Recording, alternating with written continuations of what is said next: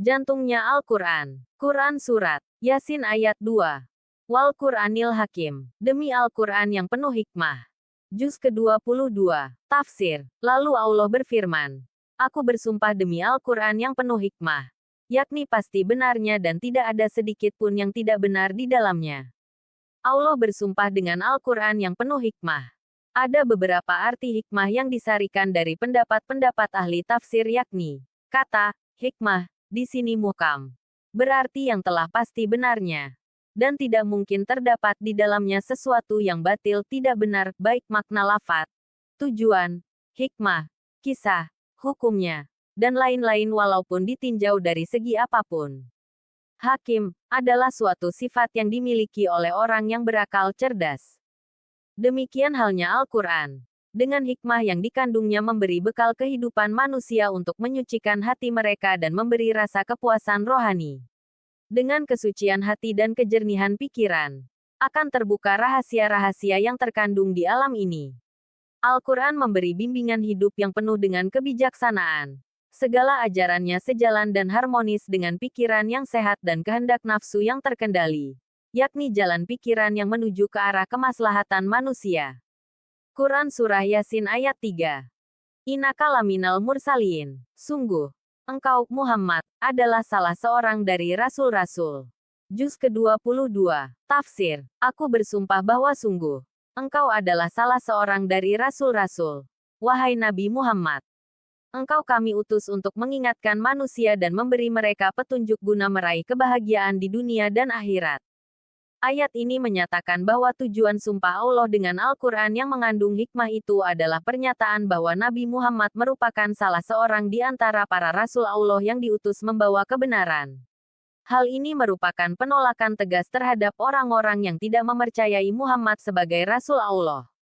Hadits pilihan dari Abdullah bin Mas'ud. Dia berkata, saya bertanya kepada Rasulullah Shallallahu alaihi wasallam, amalah apakah yang paling utama? Beliau menjawab, salat pada waktunya. Aku bertanya lagi, kemudian apa lagi? Beliau menjawab, berbakti kepada kedua orang tua. Aku bertanya lagi, kemudian apa lagi? Beliau menjawab, berjuang pada jalan Allah. Kemudian aku tidak menambah pertanyaan lagi karena menjaga perasaan beliau.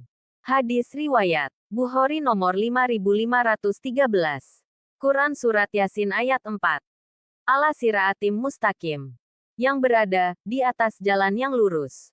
Juz ke-22. Tafsir. Sungguh, engkau berada di atas jalan yang lurus, yakni jalan yang dapat mengantarkan manusia menuju kebahagiaan di dunia dan akhirat.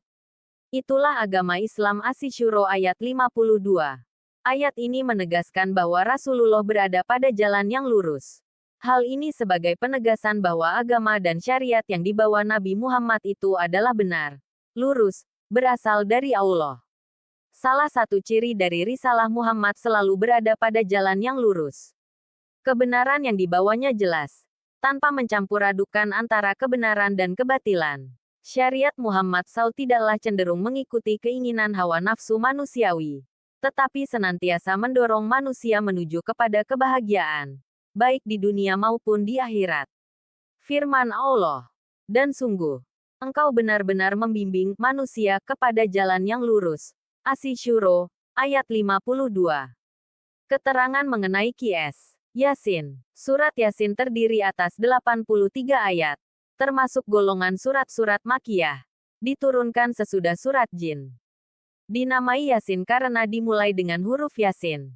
Sebagaimana halnya arti huruf-huruf abjad yang terletak pada permulaan beberapa surat Al-Quran, maka demikian pula arti Yasin yang terdapat pada ayat permulaan surat ini, yaitu Allah mengisyaratkan bahwa sesudah huruf tersebut akan dikemukakan hal-hal yang penting antara lain. Allah bersumpah dengan Al-Quran bahwa Muhammad S.A.W.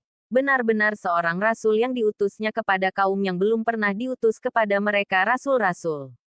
Hadits pilihan dari Abu Hurairah radhiyallahu anhu. Dia berkata, Rasulullah Shallallahu alaihi wasallam bersabda, 3 golongan yang tidak akan diajak bicara oleh Allah pada hari kiamat, yaitu seorang yang sudah tua berzina, orang miskin namun sombong, dan pemimpin yang pendusta. Hadis riwayat Nasai nomor 2528. Dari Aisyah radhiyallahu anha. Dia berkata, Rasulullah shallallahu alaihi wasallam bersabda, orang yang paling Allah benci adalah orang yang keras kepala lagi suka bermusuhan.